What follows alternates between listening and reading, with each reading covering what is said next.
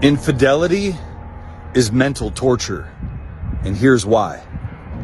See, when you engage in infidelity, when you commit adultery and you cheat on your wife, you know what it does, brother? What it does is it signs you up for mental torture down the line, because I don't care how long ago it was, if it was a year, 2, 3, 4, 5, a decade ago, you know what somebody is truly capable of in terms of the infidelity in the relationship. And see, why? Because you did it. And because you did it, you know what someone's capable of in a relationship. So what it does is it causes your mind to be constantly in a state of hypervigilance. So you're on high alert when you're on rocky ground in your marriage, because you know what you did when your needs weren't being met in the marriage. You knew what you did to go and seek external validation and to try to fill that God-sized hole inside of you with the validation from somebody else, with some temporary escape. And so now you know that that's a possibility with your wife, and so you can't get out of your head. And now here come the accusations. And these accusations, see, they don't bring your wife closer, obviously.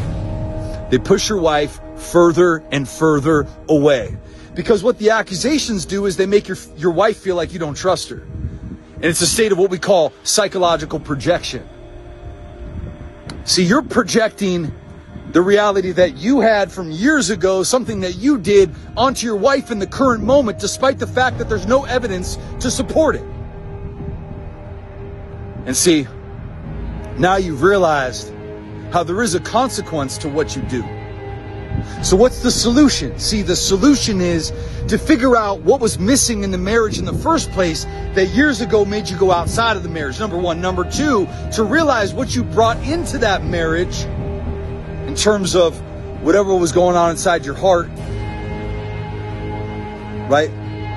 Where were the wounds inside of here that caused you to have to be unfaithful and sabotage a loving marriage?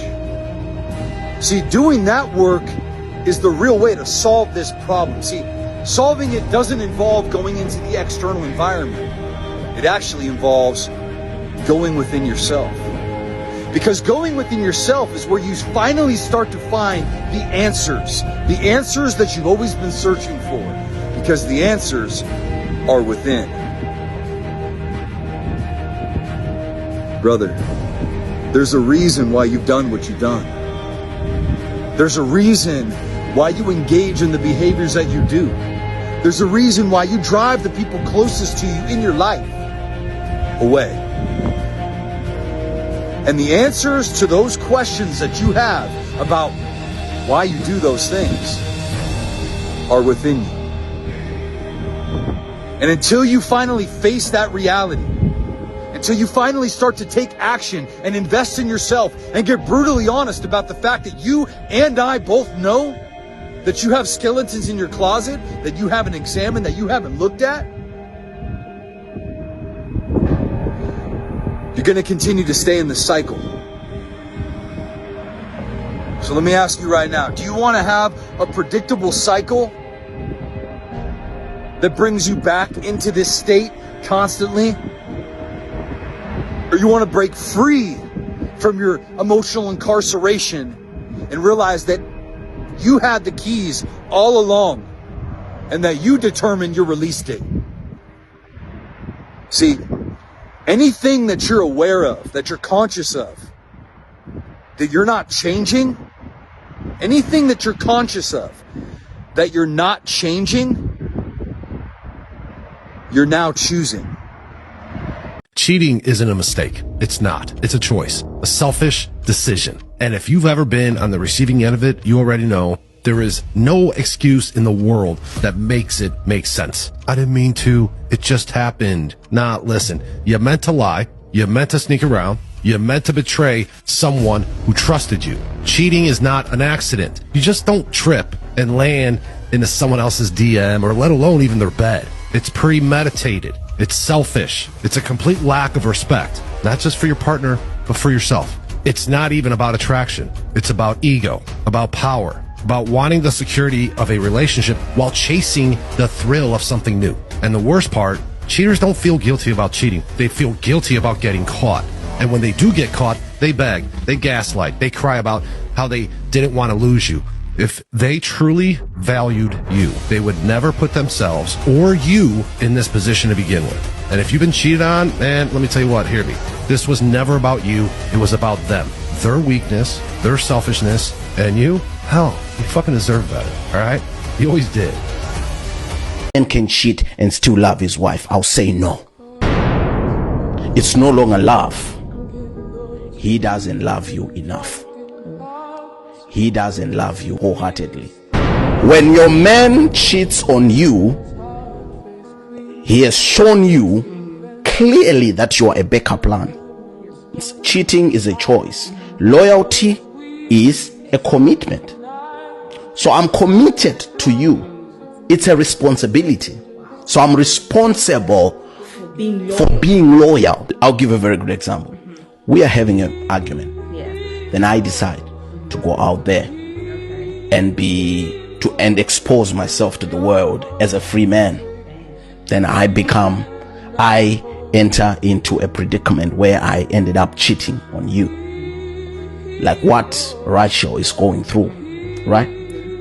As a man, I've defiled my ability to become a kid. Man, I'm gonna have to repeat this topic again, because if you have to delete messages, it's already cheating. You don't need to sleep with someone to betray your partner. You don't. It's not all about the physical, people. Flirting through DMs, sending pics, that little ego boost from someone who's not even your person. That's not harmless. That's betrayal. It's unfaithful. You're disrespecting someone who trusts you while pretending you're just being friendly, right? No bullshit. You know exactly what you're doing. Cheating starts in the mind, okay? It starts in your choices, in the lies, in the secrecy. You don't accidentally end up in somebody else's messages. You walked there intentionally. I must say this. If your loyalty is only physical, but your heart, your eyes, your attention belongs somewhere else, you've already left the relationship. The fucking problem is you just haven't owned it yet. And they say when a man is messing with more than one woman, he gets mean to the one he's lying to. This is the truth. And he usually gets mean to the woman he's been in a long, committed relationship with. Reason being, because he's cheating. And he's being mean to his girlfriend or wife so he can go be with other women. She starts fights out of nowhere. He tells her she's not good enough, and he makes her feel like she's the reason the relationship is falling apart. Also, he can disappear for hours or days and go be with other women. And eventually he will apologize or tell you what you want to hear to get you back where he wants you. But make no mistake, it's only a matter of time before he does it again. And he will do it for as long as you allow him to. You deserve someone who's honest and loyal, not someone who manipulates your love. Stop letting his lies steal your peace. Set boundaries, walk away, and reclaim your worth.